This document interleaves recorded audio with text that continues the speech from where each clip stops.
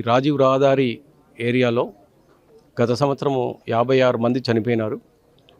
ఈ మరణానికి కారణము ఒక అనలైజ్ చేస్తే ఎక్కువ మంది పెడస్ట్రియన్స్ తాగి నడపడం వల్ల, తర్వాత two wheelers wrong side vehicle రావడం వల్ల జరిగినాయని ప్రమాదాల అనలైజ్ చేసినప్పుడు తెలిసింది. దీనికి సంబంధించి ఎవరైతే ఈ పరిసర గ్రామాలలో వాళ్ళందరిలో అవేర్నెస్ తీసుకురావడం వల్ల ఈ ప్రమాదాలని తగ్గించవచ్చు, పూర్తిగా కూడా లేకుండా చేయొచ్చు అనే ఉద్దేశంతో మేము లా అండ్ ఆర్డర్ వాళ్ళ సహకారం తీసుకొని తర్వాత విశ్వాని బిజినెస్ మేనేజ్మెంట్కు సంబంధించినటువంటి వాళ్ళని కూడా అప్రోచ్ అయినాం. వాళ్ళు కూడా ఒక 250 మంది వాళ్ళ విద్యార్థుల్ని తీసుకొని ఈ ట్రాఫిక్ అవేర్నెస్ కార్యక్రమంలో భాగం పంచుకున్నారు.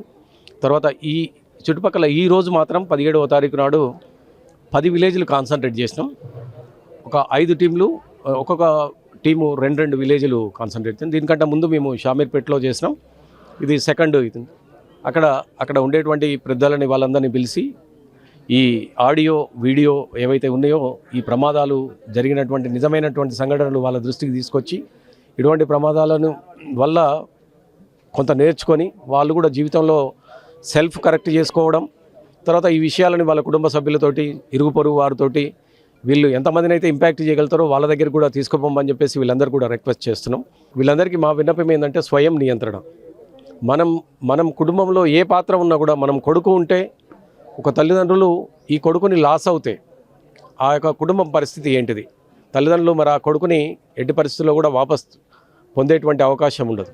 ఆ ఇంట్లో ఉండే ఈవెన్ గ్రాండ్ పేరెంట్స్ కూడా ఏదైనా కూడా ఆ కుటుంబానికి శోక సముద్రంలో అయిపోతుంది.